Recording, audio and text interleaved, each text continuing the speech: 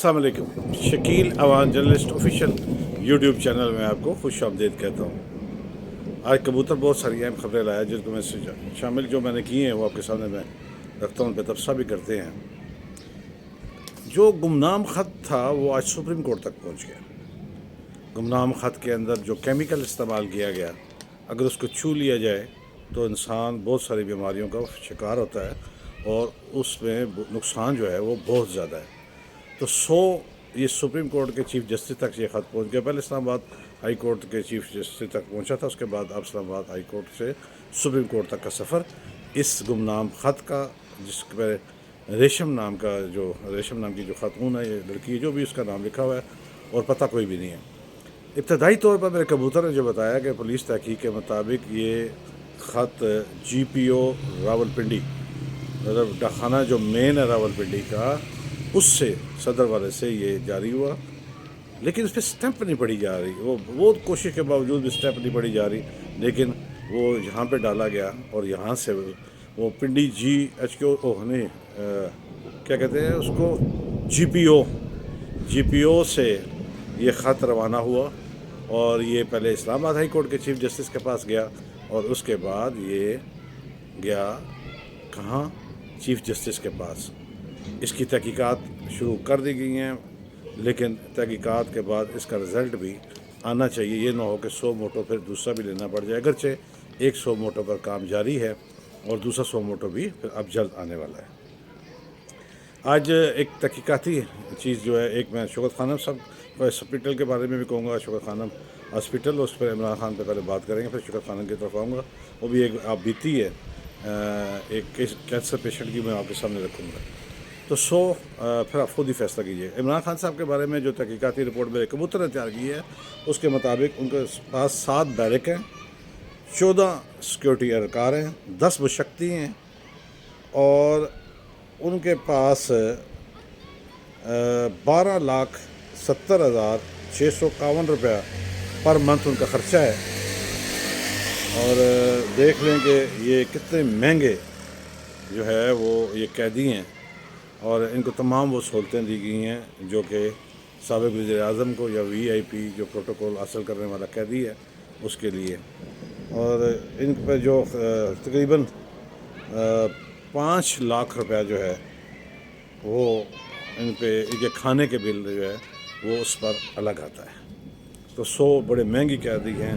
देखते हैं कि इस महंगे कैदी पर अब क्या आगे चल कर होता है। लेकिन इनका बनाया हुआ शौकत खानम हॉस्पिटल, उसके साथ साथ कैंसर केयर हॉस्पिटल रायविंड, इन दोनों की जो तजर्बात है, मुझसे एक ख़ातून, में नाम नहीं लेता, झंग से उनका ताल्लुक़ है, उन्होंने मुझसे रब्ता किया और आप बीती सुनाई। उन्होंने कहा कि ये सब कुछ बातें हैं कि शौकत खानम में मैं गई, वहाँ पे इतने महंगे टेस्ट लिख के दिए गए और इतनी वहाँ पे कोई भी दाखिला आसानी से नहीं हो सकता और डॉक्टरों का रवैया इस कदर ख़राब है और इतनी तवील तरीन इंतज़ार के बाद अगर आपकी बारी आती है तो आपकी आधी जो से ज़्यादा जो बीमारी है वो बढ़ जाती है, क्योंकि वो उनके रवैये ही ये बताते हैं। और फिर जो भी इब्तदाई टेस्ट हैं वो सारे बाहर से लिख कर देते हैं जिनकी मालियत 2 लाख से ज़्यादा है और गरीब आदमी का तस्वर भी नहीं किया जा सकता। यही कुछ उन्होंने जब मुझे ये बताया कि यही कुछ उन्होंने देखा, जो दूसरा हॉस्पिटल था कैंसर केयर हॉस्पिटल, उसमें भी यही कुछ है जो कि शौकत खानम में है। और दोनों में और उन्होंने कहा जी कि ये बातें ही हैं कि फिर अब एहतियात की बात आती है तो सबसे ज़्यादा कहा जाता है कि वहाँ पर मुस्तकीन का होता है। तो मुस्तकीन वाली बात वहाँ पर बकौल मेरे उस ख़ातून के जिन्होंने मुझसे रब्ता किया, मेरे सब्सक्राइबर हैं, और उन्होंने बताया कि ऐसा नहीं है और बहुत मुश्किलात का सामना। उन्हें भी कैंसर डायग्नोज हुआ, अल्लाह उनको सेहत और ज़िंदगी अता फरमाए। लेकिन उन्होंने कहा कि वो पढ़ी लिखी खातून है, लेकिन जब उन्होंने ये बताया कि जो मुझ पर बीती है उसको अगर सामने रखें तो शौकत खानम में कोई हाल नहीं है।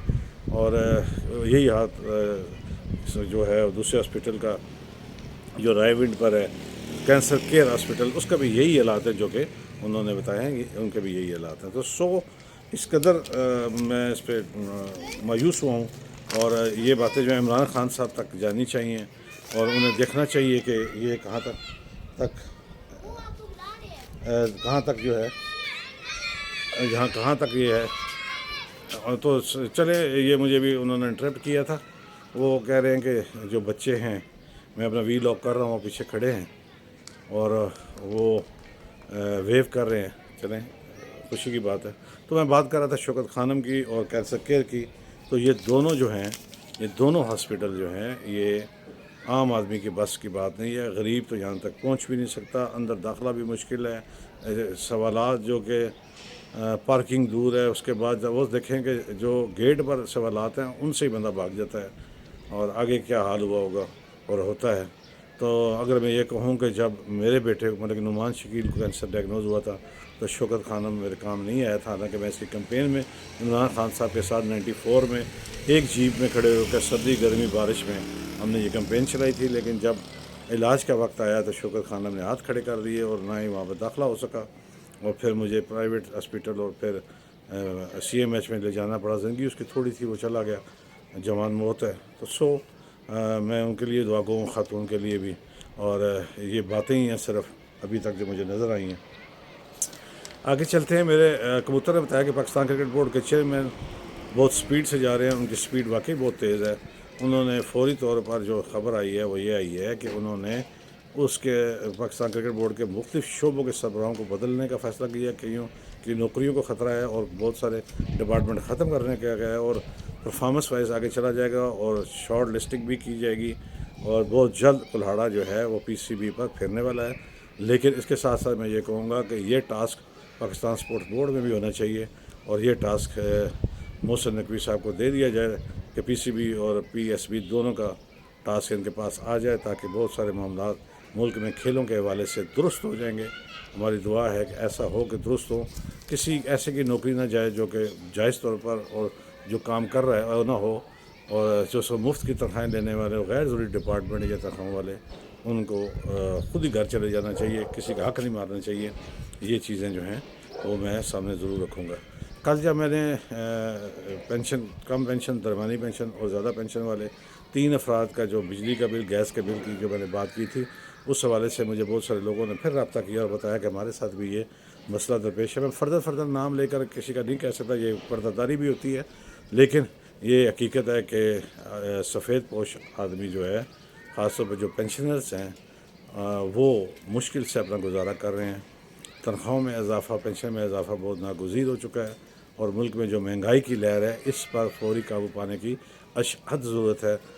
یہ نہ ہو کہ دیر ہو جائے اور ہمارا ملک پھر ایک ایسے معاشی انقلاب کی جانب چلا جائے جس کو روکنا اور پھیلاؤ کا اس کا روکنا اور اس کو سنبھالنا ناممکن سے ناممکن تر ہوتا جائے.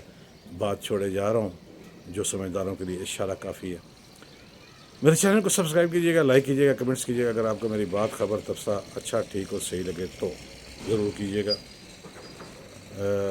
میں ہمیشہ کی طرح کہتا رہوں گا، جہاں آپ اپنا اور اپنے پیاروں کا خیال رکھتے ہیں، ارد گرد موجود مستحقین کا بھی خیال رکھیے.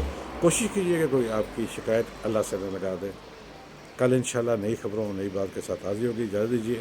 اللہ حافظ.